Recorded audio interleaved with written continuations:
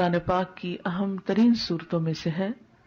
اسے ہر جمعہ پڑھنے کی تاکید ہے. جو شخص اسے ہر جمعہ کے روز پڑھے اس کے بارے میں نبی صلی اللہ علیہ وسلم نے فرمایا کہ جو جمعہ کے دن اس کی تلاوت کرے گا تو آئندہ جمعے تک اس کے لیے ایک خاص نور کی روشنی رہے گی، یعنی اللہ تعالیٰ اسے اپنی طرف سے ایک خاص روشنی عطا کریں گے.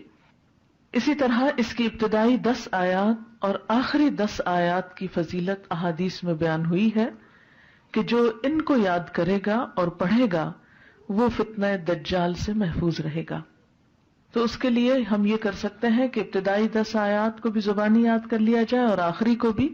تو دن کی کسی نماز میں اگر ان کو پڑھ لیا جائے تو اس طرح انشاءاللہ وہ فضیلت جو اس کی حاصل ہو سکتی ہے وہ ہو جائے گی. حضرت عائشہ رضی اللہ عنہا کی روایت سے حدیث میں آیا ہے، اور یہ حدیث بھی ضعیف جداً ہے، صرف ضعیف نہیں بلکہ ضعیف بھی بہت زیادہ ضعیف ہے، لیکن اس کا آخری حصہ جو ہے وہ صحیح مسلم میں آیا ہے، وہ میں وہاں آپ کو بیان کر دوں گی.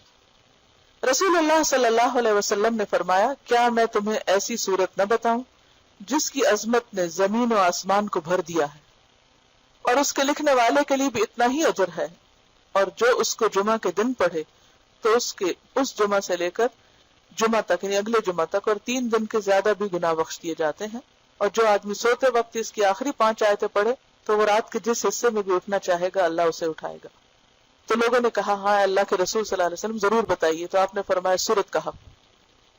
بہرحال ایک اور حدیث میں، اب یہ جو حدیث ہے یہ صحیح مسلم کی ہے کہ جو اسے جمعہ کے دن یا جمعہ کی رات میں پڑھے گا، یعنی جمعہ کی رات وہی جو جمعہ سے پہلے آ جاتی، وہ فتنے سے محفوظ رہے گا. اور ایک اور بات سے پتہ چلتا ہے کہ فتنہ دجال سے محفوظ رہے گا.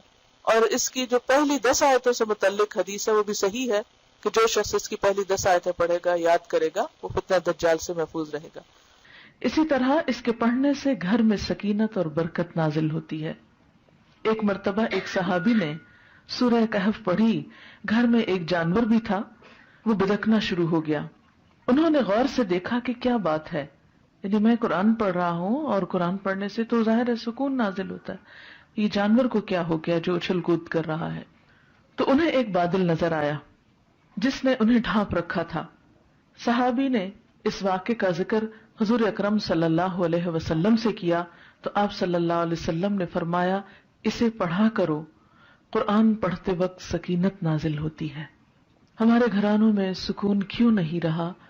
اس میں بہت سی وجوہات میں سے ایک وجہ یہ بھی ہے کہ میوزک کی آوازیں تو دن رات بلند ہوتی ہیں لیکن قرآن کی تلاوت کی آواز کم ہی سنائی دیتی ہے. اس کے لیے میں یہ سجیسٹ کروں گی کہ ایک تو قرآن پاک کا کچھ نہ کچھ حصہ نماز فجر کے بعد بلند آواز سے تلاوت کیا کریں کہ آپ کے آس پاس کی چیزیں سنیں، آپ کے گھر کے افراد سنیں، در و دیوار سنیں، کیونکہ جہاں جہاں تک قرآن کی آواز جائے گی وہ سب چیزیں آپ کے حق میں گواہ بنے گی.